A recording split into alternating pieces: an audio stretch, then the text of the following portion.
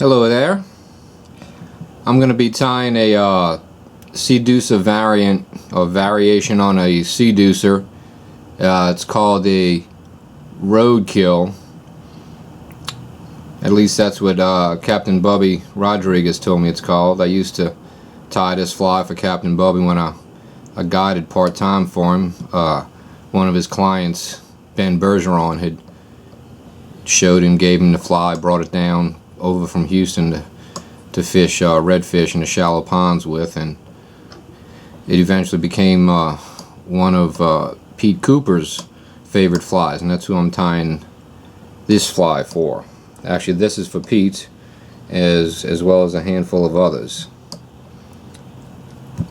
It's a real, I say it's a variation on a Seaducer in that the body has chenille on it before the hackle is wrapped and it's open spiraled, whereas a Seaducer, as you know, is a thicker, bushier in the front with the hackles wrapped right up against each other, so it sinks slower. This fly here will sink a little bit faster. It's still a slow sinker, but it sinks a little bit quicker. The chenille absorbs a little water, and more sparser hackling allows it to sink a little better. Get down in front of those redfish. Okay, typically I tie it with a weed guard, but Pete doesn't like weed guards. The fly I'm going to tie today will have a weed guard, just so you know how to tie it, and Pete's just going to have to cut it off. That's one good thing about weed guards. You can always cut them off when you're on the water, but you can't add them if you need them. I use equivalent of a Mustad 34007. In this case, this is Pete's favorite saltwater hook. It's the Orvis pre-sharpened saltwater hook. Size 2 we're tying. You can make them any size you want.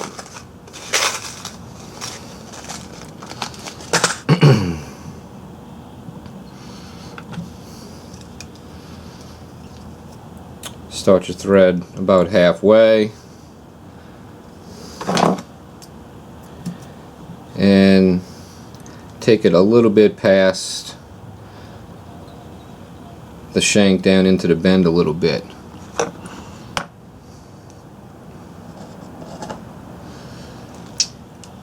I've always had a problem tying on splayed feathers. I'm sure you guys don't, but it's just been one of my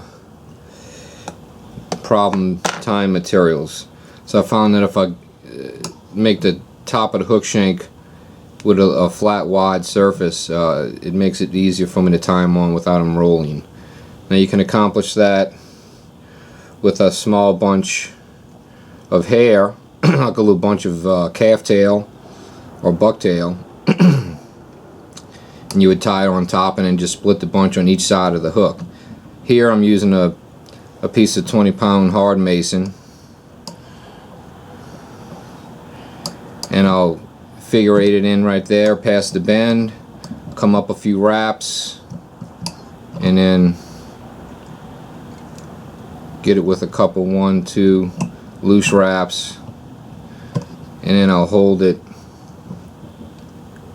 with my finger on the bottom here and another finger on the top to keep it on side, and I'll just put the wraps and pull them up under my finger. They don't have to be close. It's just to kind of hold the mono in place. Take a pair of little flush cutters, cut your ends off, preferably on a little bit of an angle. Tie down over the ends. Okay, checking, make sure your mono is on side your hook before you wrap over it.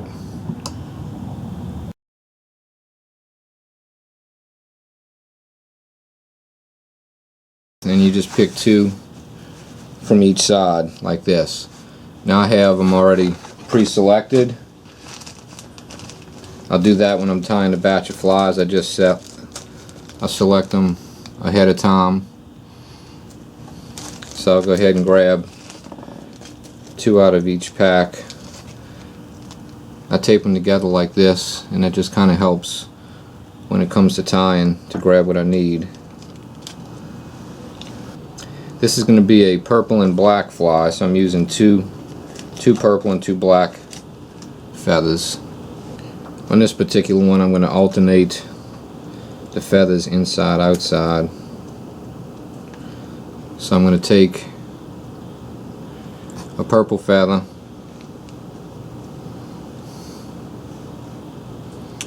and I'll line up the tip of a black feather on top of the purple one,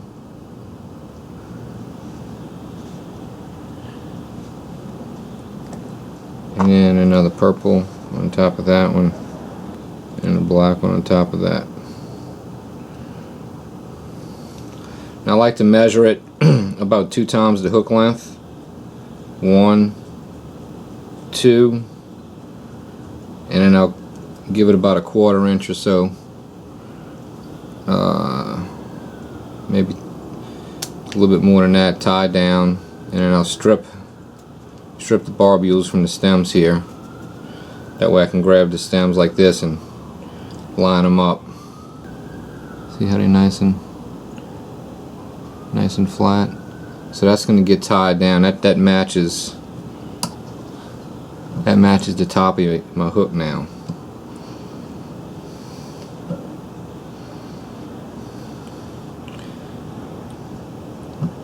I like to tie in over the barbules. See, I'm kind of just stroking it back here, and I'm going to tie it in about like that.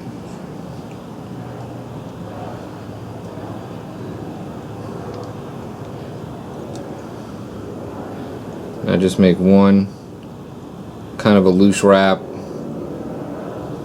2 or 3 loose wraps like that, and 3, 4, 5 to kind of tighten it down. And that's going to splay off right there like that.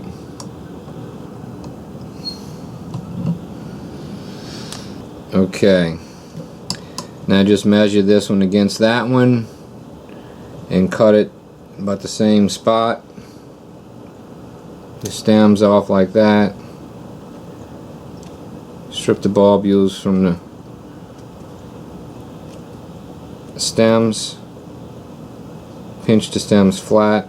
I'll hold them between your fingers so they line up side by side like that. You just kind of hold them and they'll kind of flatten out next to each other.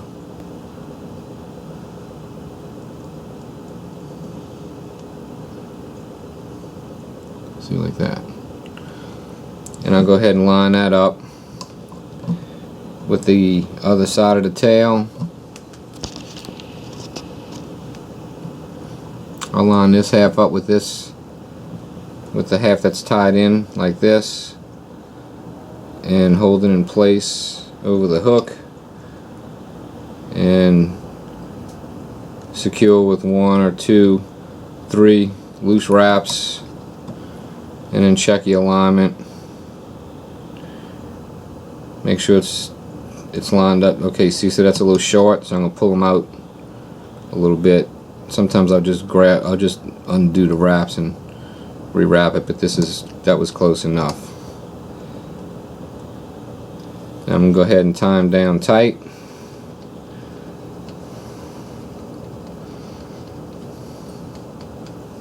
Come up off the end of your minor, that way you can start building a little taper. Go about halfway back to your tie-in point. I like using this real fine flash. You can use your favorite flash, doesn't matter. Pull out a small bunch, and then with your thread hanging, take your bunch of flash and fold it over and pinch it between your fingers, but keep each bunch separate. Make a few wraps, advancing towards the back. Split your bunch on each side of the fly, and then hold it in place there. And kind of feel, so I'm feeling with between my fingers where the bump of that mono is, and I'm going to tie it back to that point or right before it.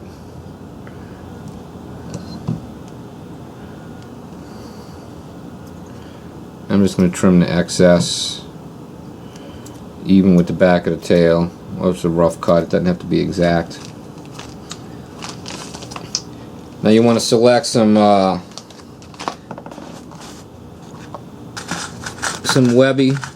of webby feather, like a strung saddle or a saddle from a neck, you know, the saltwater bass neck, or the schlappen.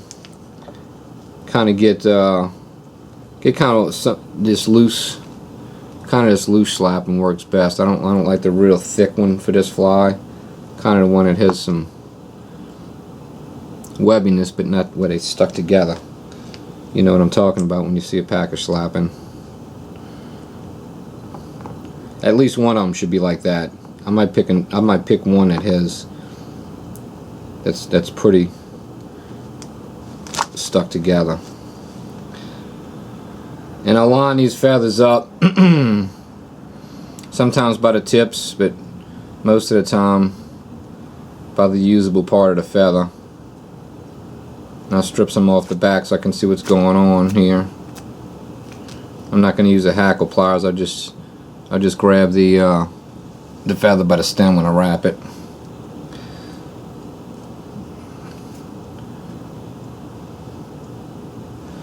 And then just open up the fibers, holding the feather by the tips, and then just kind of stroke your fingers down to open them up.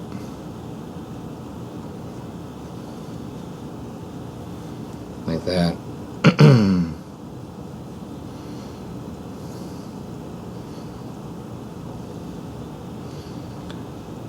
Just trim the fibers, the barbules off the stem like that. Gives you a nice place to tie down. Put 2 or 3 wraps just to kind of hold that. Get your chenille. Well, this case it's Antron Chenille, just synthetic with sparkle in it. Not that it's going to show up much under the feathers, but it's there.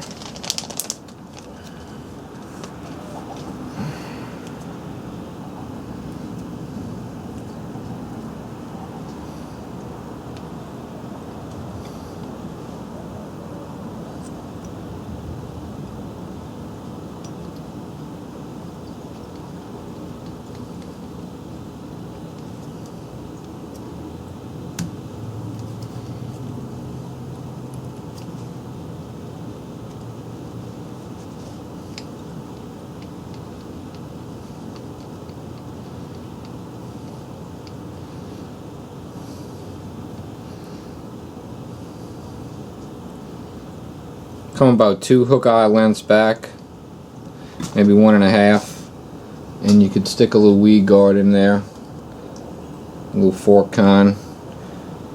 This is 20-pound hard mason. I go about twice the hook shank length, and I'll trim it exactly when I'm done. What I do is I take a smooth jaw of pliers and find the center of my weed guard, and then I just smash it flat.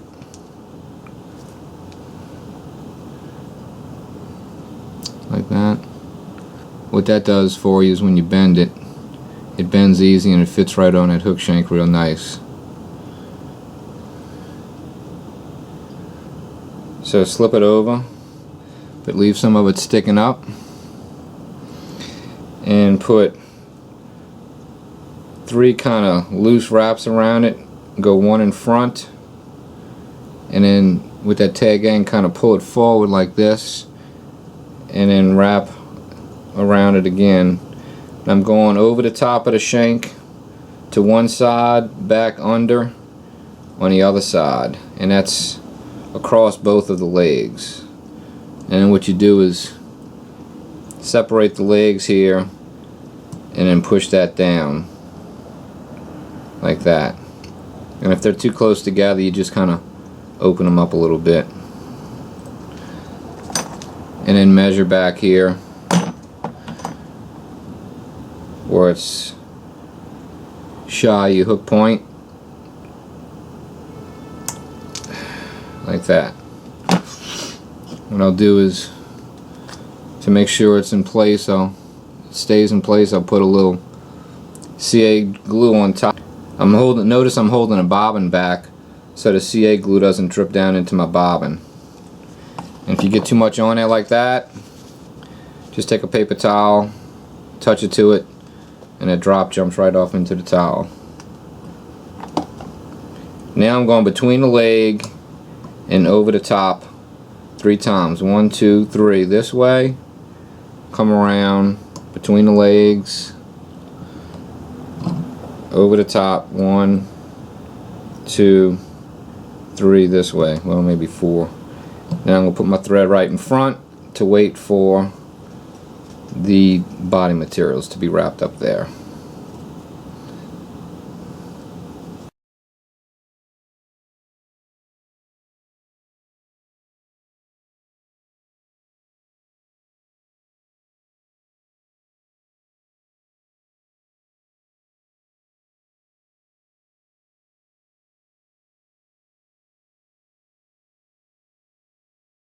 And bring the thread here and wait for the hackles.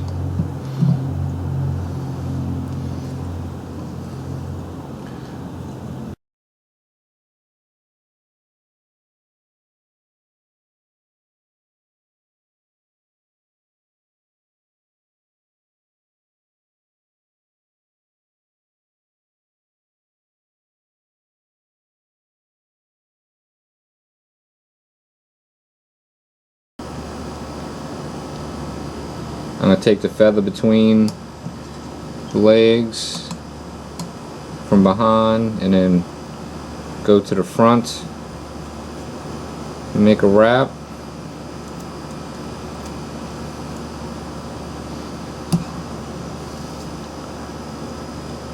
And what I'm doing is I'm just laying the thread across those stems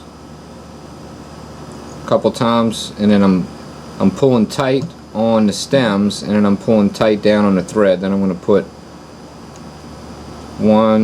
a couple more wraps there, like that.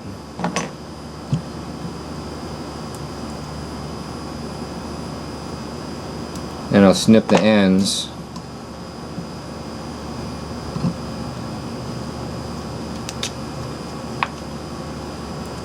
I'm going to put a drop of, this is a little thicker.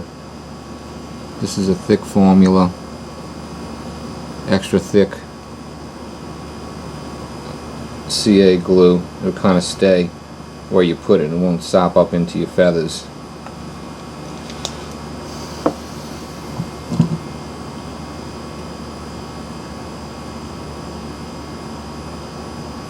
And just wrap down over those butts. And if any glue gets down into your hook eye like it did here, what you do is stick a needle through it to clean it out. And then when you stick it through, what you want to do is wipe the excess off with your paper towel before you pull it back down through and just redeposit it. So now our hook eye is clean again.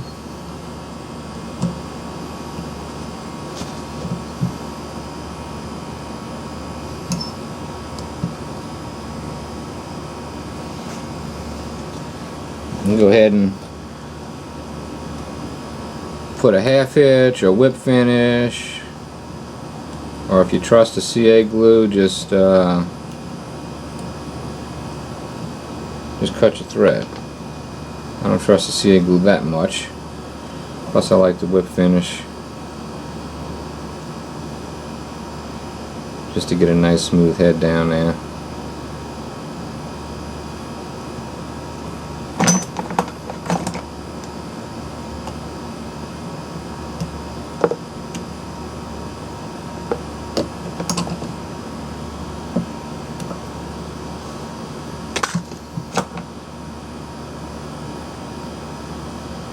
What I'm doing is pulling these the tail, one up and one down, to kind of even them out.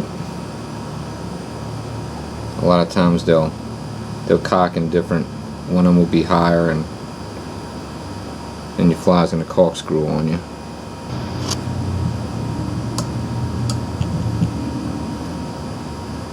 There you go, Ben and Bubby's Roadkill with the weed guard in here. I just find it easy to tie the weed guard a little back from the hook eye up into the materials. That way you get a cleaner head. Alright, have fun. Good luck.